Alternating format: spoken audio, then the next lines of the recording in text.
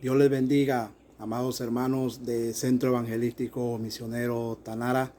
Les saluda al pastor Milciades Escudero. Les envío un abrazo a la distancia a ustedes, también a nuestros amigos de Centroamérica, los hermanos de Nicaragua, de Cuba, de Ecuador, los hermanos de Honduras, de El Salvador y los hermanos de Guatemala. Les envío un abrazo a la distancia a todos. Me alegra saber, mis hermanos, que todos están bien en este tiempo y que Dios ha sido propicio a todos ustedes y que Dios les ha bendecido. Mis hermanos, también quiero darle las gracias a las 91 personas que ya están suscritas en nuestro canal. Gracias, hermanos, por confiar. Gracias por la confianza. Gracias por estar viendo nuestros sermones y le damos la gloria y la honra al Señor de que en este tiempo podemos ser de bendición para todos ustedes. En esta ocasión, mis hermanos, quiero compartir con ustedes una reflexión en este día en la segunda carta de San Pablo a los Corintios, en el capítulo 10, en el verso 3 al 5. La palabra dice de la siguiente manera: porque aunque andamos en la carne, no militamos en la carne, porque las armas de nuestra milicia no son carnales, sino poderosas en Dios para la destrucción de fortalezas, derribando argumentos y toda altivez que se levanta contra el conocimiento de Dios, y llevando cautivo todo pensamiento a la obediencia a Cristo, y estando prontos para castigar toda desobediencia cuando vuestra obediencia sea perfecta. Padre, en el nombre de Jesús, gracias por tu palabra, Señor. Sabemos que está bendecida. Bendícela aún más, Señor. Que esa palabra, Señor, caiga en buena tierra, que dé fruto a cientos por uno, que edifique a tu pueblo, que lo levante, que lo anime, Señor Dios de la gloria, y que sobre todo tu palabra en este tiempo nos haga a todos nosotros tomar decisiones concretas y relevantes y decisiones de vida eterna para nuestras vidas, Señor. En el nombre de Jesús. Amén. Mis hermanos, yo he titulado a este tema las barreras de la fe. Pero le he llamado las barreras de la fe porque quiero hablar, mis hermanos, de 4 aspectos que en realidad se convierten en una barrera para la vida de fe de todo cristiano. Quiero que me siga con cuidado porque en esta exhortación yo quiero hablar a nuestra vida de fe y quiero exhortarles, mis hermanos, con esta palabra a que nosotros podamos vivir una vida de fe sin barreras, que nada afecte a nuestra vida de fe. Hermano, yo quiero decirte, tu vida de fe se puede distorsionar. Hay personas que se distorsionan en la fe por aspectos que no le ponen atención, que no le ponen cuidado, y son aspectos que están en la vida de uno, en la vida personal de uno, que se convierten en una barrera, y por no identificarlos, muchas veces no se vive en victoria y muchas veces no se alcanzan los propósitos de Dios en nuestras vidas. Esta palabra que acabamos de leer, hay una palabra clave que es la palabra milicia. El apóstol Pablo dice aquí que las armas de nuestra milicia no son carnales, sino poderosas en Dios para la destrucción de fortalezas y otros 3 aspectos más que él menciona allí. Pero la palabra milicia que aparece allí en esa cita está escrita en el griego estrateo, que significa estrategia. Y esa palabra significa, por su lado también, hacer guerra. Ahora, Pablo está hablando de hacer guerra, pero ¿contra quién? ¿Contra qué? ¿Contra qué hacemos guerra? Porque muchas veces, mis hermanos, cuando se habla de guerra, se orienta una guerra hacia el enemigo, ¿verdad? Y debemos saber que Satanás es un enemigo espiritual y sus demonios son seres espirituales. Por lo tanto, mis hermanos, ellos están en otra dimensión y nosotros estamos aquí. Entonces, ningún ser humano con sentido común sabe que se puede enfrentar al diablo. La Biblia dice que nosotros no tenemos lucha con sangre y carne, sino contra principados, potestades, gobernadores de las tinieblas y huestes de maldad en las regiones celestes. Pero allí la exhortación es a tomar toda la armadura de Dios para que podamos resistir y, acabando el día malo, estar firme. Entonces, aquí es interesante porque Pablo habla de esa palabra milicia que está en el griego estrateo, que significa hacer guerra con estrategias. Entonces es interesante saber por qué surge el tema. ¿Por qué surge este tema? No hay una mejor manera de predicar que primeramente sabiendo por qué surgió el tema. Y cuando sabemos por qué surgió un tema en la Biblia, entonces nos basamos allí, nos fundamentamos allí y de allí sacamos una interpretación y una aplicación para el pueblo de Dios. Entonces, el tema surge porque el apóstol Pablo en esta carta, esta carta segunda de Corintios es una defensa del apóstol Pablo hacia su persona. El apóstol Pablo se está defendiendo porque en la iglesia de Corinto habían entrado falsos apóstoles después de la partida de él. La iglesia de los Corintios es una iglesia que el apóstol Pablo fundó en su segundo viaje misionero. Entonces los corintios a los que él escribe son hijos espirituales de él, pero al parecer a la salida del apóstol Pablo habían entrado unos que se decían ser apóstoles y empezaron a desacreditar la vida del apóstol Pablo y pusieron a los hijos espirituales del apóstol Pablo en contra de su formador, de su padre espiritual, vamos a decirlo así. Entonces aquí en esta carta el apóstol Pablo está dando una respuesta porque él es tratado como un carnal por su tono fuerte al dirigirse a los miembros de Corinto. A él se le trata como un carnal.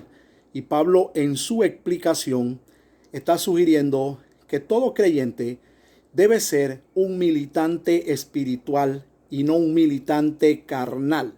Nosotros como cristianos podemos militar en la carne y nosotros también podemos militar en el espíritu y ambas cosas van a traer sus resultados. Entonces Pablo en esa explicación está sugiriendo eso y él con su defensa está derribando argumentos que se levantaron en su contra, pero los está derribando. O sea, Pablo se está defendiendo, pero con una respuesta espiritual. Está hablando como un hombre espiritual, ¿verdad? No como un hombre carnal. No se va a la fuerza, no se va al insulto, no se va a los gritos. Pero al parecer, esto no había sido entendido por aquellos que intentaban socavar la fe y la autoridad del apóstol Pablo. Ellos no entendían estos nuevos supuestos apóstoles, falsos apóstoles, porque Pablo los llama así en la carta, falsos apóstoles. No habían entendido lo que era la vida espiritual y el apóstol Pablo está respondiendo como un hombre espiritual y él está respondiendo a gente carnal. Entonces, ahí es donde surge esa lección del apóstol Pablo, donde él dice que las armas de nuestra milicia no son carnales, sino poderosas en Dios para la destrucción de fortalezas, y por ahí sigue hablando. Entonces, la importancia del tema para la iglesia de hoy, o sea, para nosotros hoy, es que el creyente de hoy también sostiene fuertes luchas en su vida interna, la cual no le permiten en un momento dado vivir una vida plena de fe. Es decir, esos hombres que estaban desacreditando a Pablo, nadie les quitaba el derecho de ser ministros de Dios, pero tenían problemas y los hijos espirituales de Pablo y de Corinto también tenían problemas. Eran carnales y estos falsos apóstoles carnales están apelando a la carnalidad de ellos y aparentemente estaban hablando entre carnales, porque estaban levantando contra el apóstol Pablo argumentos carnales, argumentos que no tenían sentido común. Por ejemplo, estaban desacreditando a Pablo porque los nuevos apóstoles eran hombres que tenían apariencia. Acordémonos que el mundo del apóstol Pablo está dentro de una cultura griega donde era importante la apariencia de la persona. Entonces, ellos están diciendo, miren nuestra apariencia, miren cómo somos nosotros. Miren a Pablo, es un hombre bajito, es un hombre calvo, es un hombre que tiene problemas de la vista. Y al parecer el apóstol Pablo también tenía problemas de una pierna. Entonces están usando un argumento carnal para desacreditar al hombre de Dios. Entonces eso nos enseña a nosotros que nosotros los cristianos a veces también tenemos en nosotros argumentos fortalezas, cosas en nuestra mente, en nuestro corazón, que nos hacen daño, porque los corintios estaban aceptando esos argumentos, los estaban aceptando, los estaban recibiendo, los estaban oyendo y estaban empatizando con estos falsos apóstoles. El apóstol Pablo tiene que decirle a esta iglesia, el apóstol tiene que decirle a sus hijos espirituales que aunque nosotros andamos en la carne, no militamos en la carne, porque las armas de nuestra milicia no son carnales, sino poderosas en Dios para la destrucción de fortaleza, derribando argumento y toda altivez que se levanta contra el conocimiento de Dios y llevando cautivo todo pensamiento a la obediencia a Cristo y estando prontos para castigar toda desobediencia cuando vuestra obediencia sea perfecta. Y dice Pablo en el 7, miran las cosas según la apariencia. Si alguno está persuadido en sí mismo que es de Cristo, esto también piense por sí mismo que como Él es de Cristo, así también nosotros somos de Cristo. Pablo está diciendo, ustedes me están acusando por mi apariencia, porque ustedes consideran que son de Cristo. Pablo está diciendo, yo soy así, pero también soy de Cristo. Interesante. Argumentos, razonamientos que a veces están en la mente del hombre y que le afectan su vida de fe. Porque esa actitud de un cristiano contra otro cristiano está diciendo que hay una distorsión en la fe allí. Está diciendo que no hay una fe plena, que no se está viviendo una fe correcta. Entonces, por eso ese tema es importante para la iglesia de hoy. Porque todos los creyentes en un momento dado luchamos con argumentos, con cosas que están en nuestra mente y que le están haciendo daño a tu vida de fe. Entonces, mis hermanos, por eso hay que entender bien cuando Pablo dice que las armas de nuestra milicia no son carnales. Por eso es que hay que entender bien el contexto, porque se ha levantado una tendencia a creer que todo lo hace el diablo, y no es así. Hermano, a veces el peor enemigo de uno mismo es uno mismo.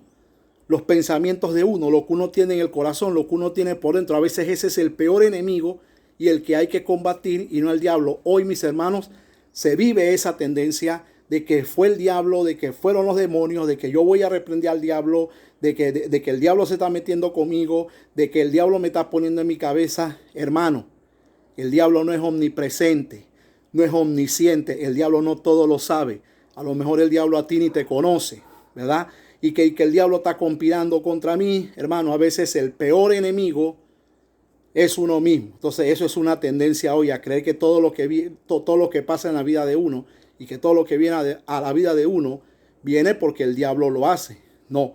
Entonces, mis hermanos, por creer esto, muchas veces se comienzan a hacer fuertes ejercicios espirituales, ¿verdad? Para ver si acabamos con el problema, vamos a decretar, vamos a reprender, vamos a atar, vamos a desatar. Yo le ordeno al diablo, hermano, cosas que se ven disparatadas cuando realmente el problema no es el diablo ni son los demonios, es uno mismo. Por eso hay quienes, a pesar de ser personas entregadas a Dios y a fuertes ejercicios espirituales, a veces viven en conflicto con ellos mismos. Por ejemplo, yo como profesor de instituto bíblico, conozco personas que me dicen a mí, pastor, yo conozco a alguien que vive una vida de ayuno plena, todos los días ayuna, siempre está en ayuno, vive orando, pastor, siempre está consagrado, pero tiene estos problemas. ¿Por qué? Porque a veces se cree que todo es el diablo. Todo no es el diablo. Son cosas que están en nosotros, son cosas que están en nuestras vidas y que nos están haciendo daño a nosotros mismos. Por eso, mis hermanos, ese tema que está mencionando el apóstol Pablo aquí es un tema importante para la iglesia de hoy. Nosotros debemos saber identificar aquellas barreras que se oponen a la fe cristiana para poder vivir una fe cristiana plena. Por eso yo voy a hablar de esas 4 barreras que el apóstol Pablo menciona aquí en esta porción. Por ejemplo, lo primero que él menciona son las fortalezas, ¿verdad? La palabra fortalezas. Vamos a leer el contexto otra vez. donde el apóstol Pablo dice, porque las armas de nuestra milicia no son carnales, sino poderosas en Dios para la destrucción de fortalezas. La palabra fortaleza, óyeme bien, está en el griego okuroma, y se está refiriendo a aquellas cosas en las que reposa la confianza humana. Son aquellas cosas en las que reposa la confianza humana, y estas cosas van contra la fe en Cristo Jesús, van contra nuestra fe, van contra nuestra vida espiritual y nos hacen carnales. Cosas en las que uno como ser humano deposita la confianza, y nuestra confianza debería estar en el Señor, debería estar en Dios. Esas fortalezas son típicas conductas que provienen del viejo hombre y de la antigua vida. Como creyente nosotros debemos saber una cosa: al viejo hombre hay que morir. Hay que morir al viejo hombre. Esto se manifiesta de una manera que el creyente obedece a los instintos carnales antes que a la guía del Espíritu Santo.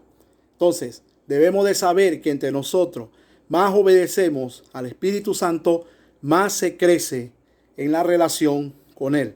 Cuando esas fortalezas, cuando hay cosas en nuestra mente en las que nosotros depositamos nuestra confianza y no en Dios, cuando esas fortalezas no se derriban, constantemente uno está resbalando en la vida porque se hace irresponsable con su vida espiritual. Comenzamos a poner la confianza, por ejemplo, los falsos apóstoles en Corintios estaban poniendo la confianza en su apariencia. Hay quienes ponen la confianza en su dinero. Hay quienes ponen la confianza en su sabiduría secular. Hay quienes ponen la confianza en mil cosas menos en Dios. Y cuando hay cosas dentro de mí en las que mi confianza reposa, yo siempre voy a estar rebalando en la vida espiritual. Y si yo tengo mi confianza puesta en cosas que no es Dios y no es la fe, entonces, mis hermanos, yo voy a estar actuando por mis instintos humanos. Voy a estar actuando por mis instintos carnales. Voy a estar actuando como un hombre natural. Y eso, mis hermanos, esas fortalezas que están allí se van haciendo fuertes si yo no la derribo. Entonces, hay formas de pensamientos que se convierten en fortalezas difíciles de derribar. Formas de pensamientos que se convierten en fortalezas difíciles de derribar. Cuando una conducta se convierte en una fortaleza, qué difícil derribarla, hermano. Y esas fortalezas son barreras porque se oponen a los cambios y detienen la vida de bendición. Hay gente que no quiere cambiar porque dicen: yo soy así, yo confío en esto y yo soy así, punto. Entonces, mis hermanos, esas fortalezas, esos pensamientos, esas cosas en las que tú confías, ¿verdad?, se oponen muchas veces a tu vida de cambio. Se oponen a los cambios que Dios quiere hacer en tu vida. Se oponen a la vida de bendición. Por eso hay que dejar de confiar en nosotros mismos y levantar la fe en Cristo Jesús. En el caso de estos falsos apóstoles, estaban hablando cosas que no tenían que hablar. Confiaban en su apariencia y miraban a Pablo por su apariencia. Hermanos, fortalezas que están en la mente que hay que derribarlas. Al final voy a decir cómo tratar con cada uno de estos aspectos. El segundo aspecto que Pablo menciona son argumentos. Argumentos, vamos a leerlo. En el verso 5 Pablo dice: derribando argumentos y toda altivez que se levanta contra el conocimiento de Dios. Me llama la atención que la palabra argumentos está aquí escrita en el griego logismos, que significa razonamientos, donde ese término griego es un término que sugiere una mala intención y no simplemente meros razonamientos. La palabra también sugiere la contemplación de acciones como el resultado del veredicto de la conciencia. Esta ataca las obras de la fe, la ética cristiana y exalta las obras humanas como métodos de salvación. Interesante, razonamientos humanos que están allá adentro, pero no razonamientos lógicos, sino razonamientos con malas intenciones. razonamientos que están ahí, el veredicto de la conciencia, que en un momento dado dice es así, sin él pensar cómo son las cosas, dice esto es así y es así y se acabó. Entonces eso comienza a afectar la ética cristiana. Eso comienza a exaltar las obras humanas, porque es el cristiano andando en su razonamiento, en su razón, y no pensando con una mente de fe, no pensando con una mente espiritual. Ahora bien, vamos a ver algunos ejemplos de eso. Por ejemplo, la Biblia dice que para que el creyente prospere, ahora, la prosperidad viene si Dios quiere, y si Dios no quiere, Dios no prospera. Ahora sepan algo, la prosperidad no está asociada solamente con el dinero, porque hay un hombre en la Biblia que se llama José, y la Biblia se menciona que él prosperó en el peor de los ambientes. Así que la prosperidad está relacionada con lo que uno hace, con el éxito en lo que uno hace. Por ejemplo, la Biblia enseña, la Biblia muestra que hay cosas que Dios establece y que el hombre las obedece, y eso le trae prosperidad a su vida. Por ejemplo, para que un creyente prospere, hay que diezmar. El diezmar abre los cielos. El ofrendar determina la actitud de nuestro corazón. Dice la palabra que Dios ama al dador alegre. El dar primicia trae bendiciones a nuestra vida. Pero estas tres cosas son actos de fe. Dentro de esta dispensación son actos de fe. El diezmar, el ofrendar, el dar primicia son actos de fe que trae bendición a nuestras vidas. Pero el creyente con estos argumentos emite sus juicios primero. Y antes de dar ese paso de fe, él dice, ese dinero es mío. No tengo que dárselo a nadie. Allí se lo roban. Comienza a razonar de esa manera. Allí se lo roban. Etcétera, etcétera. Es el creyente que peca, pero dice, Dios me entiende y Dios me ama así. Es el creyente que aborrece la disciplina por sus razonamientos. Él dice, ¿para qué disciplina si a mí Dios me ama así? Es el creyente que no admite sus errores. Esas tres conductas que yo acabo de mencionar aquí proceden de una mala intención de la conciencia, pero son razonadas antes de ser emitidas. Esa es la diferencia, ¿verdad? Son razonadas, son malos razonamientos. Entonces, hermanos, es cuando la gente deja que esos razonamientos afecten sus pensamientos, su vida de fe comienza a ser afectada para mal. Y el tercer aspecto que menciona Pablo aquí es la altivez. Del griego yupsoma, y significa todo aquello que es alto. Todo aquello que es alto. Pero se refiere al estilo de vida que siente que no necesita a Dios. Es cristiano, pero siente que no necesita a Dios. Este se puede definir como el poder de la autosuficiencia, ¿verdad? Ese es el creyente que dice, yo no necesito orar. Es el creyente que dice, a mí no me hace falta ayunar. Es el creyente que dice, a mí no me hace falta de leer la palabra porque yo todo me lo sé. Por lo tanto, a mí nadie me enseña. Yo todo lo sé. Es el creyente que dice, bueno, yo ya alcancé cierto grado y por lo tanto yo tengo que tener tal cargo dentro de la iglesia. Tienes altivez, ¿verdad? Y debemos de recordar una cosa, que el principio de toda caída, el principio de todo fracaso de una persona, tanto en el ámbito eclesiástico como en el ámbito secular, es la altivez de espíritu. Ese es el precedente al fracaso y a la caída de todos aquellos que en esta vida han fracasado, hermanos, y que viven una vida devastada por sus malas acciones. El precedente se llama la altivez de espíritu. Y el cuarto aspecto que menciona Pablo aquí es la desobediencia. Pablo habla aquí, me llama la atención, que en el verso 6, en el verso 5, él dice, y llevando cautivo todo pensamiento a la obediencia a Cristo, y estando pronto para castigar toda desobediencia cuando vuestra obediencia sea perfecta. Desobediencia, del griego apeiteu, así se menciona en el griego, apeiteu, y significa rehusarse a ser persuadido. Es la persona que se rehúsa a ser persuadido, ¿verdad? Y persuadido para bien. Esa es la lucha de la mente humana, que sabe que está equivocada, pero se rehúsa al cambio. Es la persona que no acepta, sabe que su desobediencia le está haciendo daño, sabe que sus malas decisiones lo tienen en el fango donde él está.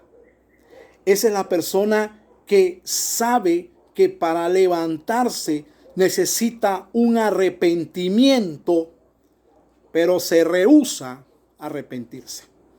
Se rehúsa a aceptar que cometió un error. Esa es la actitud que cierra el corazón y que cierra el oído a la palabra, al consejo, al mensaje de vida, y le da paso a lo que se llama el orgullo.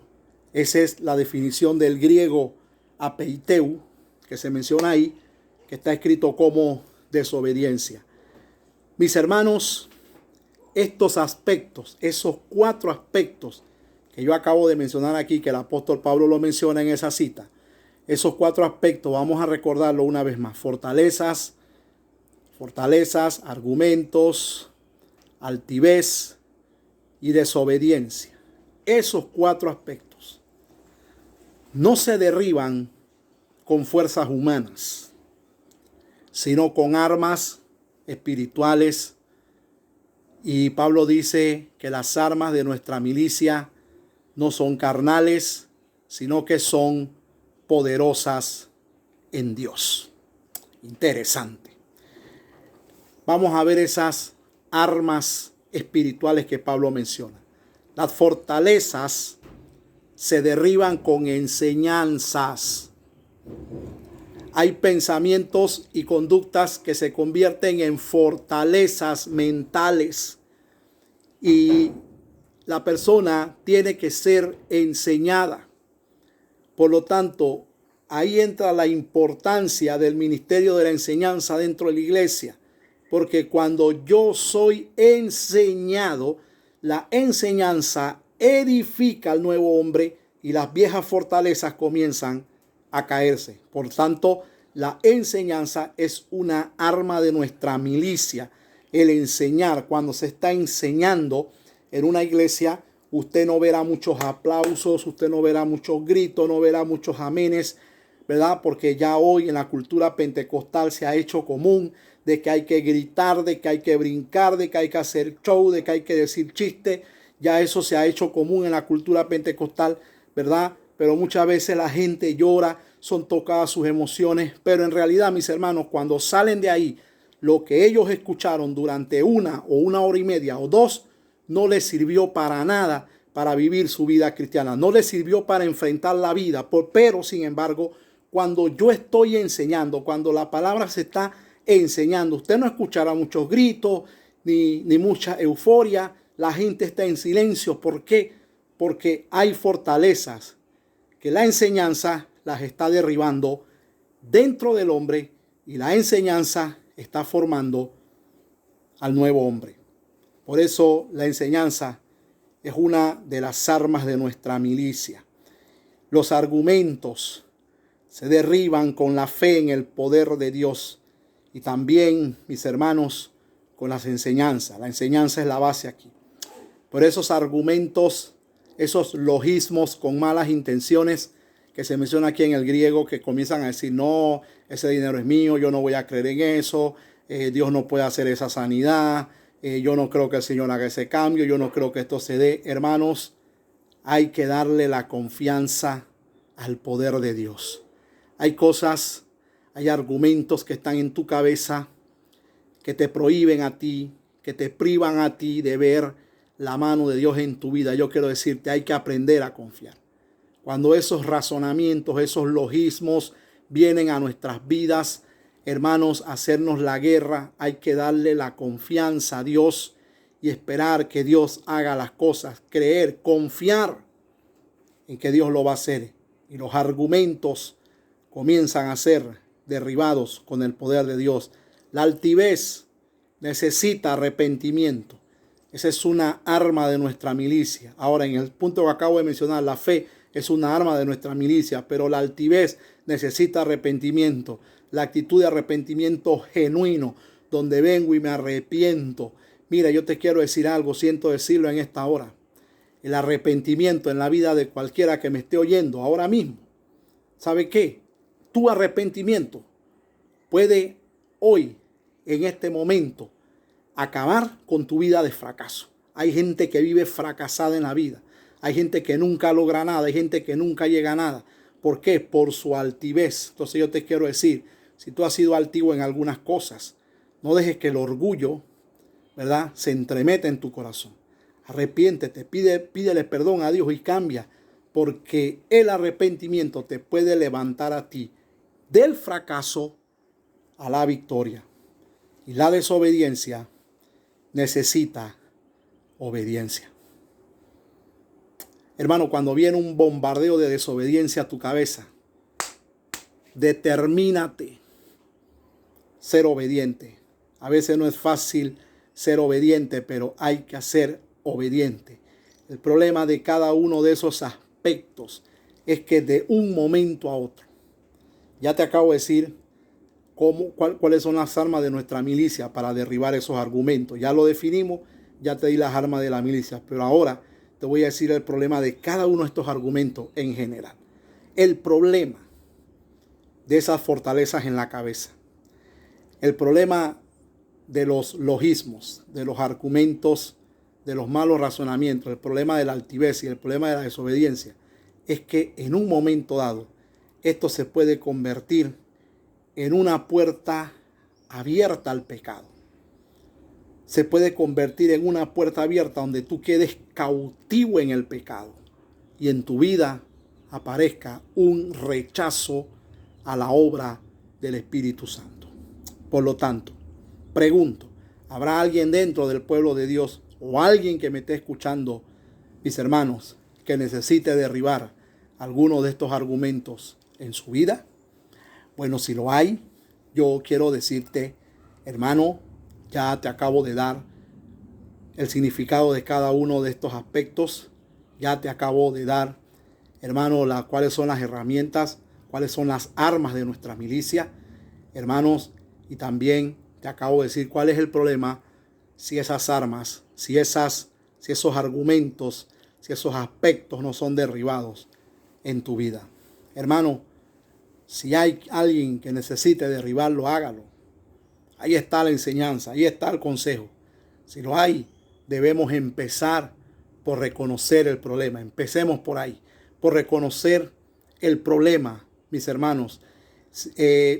Empezar por reconocer el problema es lo que va a abrir la puerta al cambio. Es lo que va a abrir la puerta a una vida de bendición. Es lo que va a abrir la puerta a una vida de victoria. Porque esas son cosas que están en nuestras vidas y que nos pueden hacer daño. Te pueden hacer daño y Dios quiere que tú vivas una vida bendecido. Dios quiere que tú tengas éxito en todo lo que tú emprendas. Dios quiere, hermano, que a donde tú pongas tus manos, tú prosperes, que a donde tú vayas, la gracia de Dios esté contigo. Por lo tanto, para empezar a derribar esto, empieza por el arrepentimiento, por reconocer el problema. Y verás cómo las puertas a las bendiciones en tu vida se van a abrir y la gracia de Dios estará sobre tu vida. Y esa gracia otras personas la van a notar en ti. Hermanos, en el altar de Dios, en las rodillas, en nuestras rodillas, podemos llegar confiadamente al trono de la gracia y reconocer nuestras faltas y empezar a pedirle a Dios que cambie nuestras vidas, que cambie nuestras actitudes y que nos ayude a cambiar también nuestra conducta. Yo quiero orar en este momento por cada uno de los que me está oyendo. Quiero orar para que Dios te ayude, para que Dios te levante, para que Dios te fortalezca. Quiero orar por ti para que todas estas barreras en tu vida se caigan y tú vivas una vida de fe plena en el Señor, una vida de victoria y de bendición. No dejes que razonamientos ilógicos, perversos, malos se estén metiendo en tu cabeza. No actúes por esos razonamientos. Si hay fortalezas en tu vida que te han hecho daño, ya derriba eso. Si has sido un desobediente, vuélvete un obediente. Si hay en ti altivez, hermano, yo te quiero decir, esa conducta te va a hacer daño en tu vida. Te va a hacer daño, no te va a llevar a ninguna parte, solamente al fracaso. Pero Dios no quiere eso para ti. Dios quiere que vivas una vida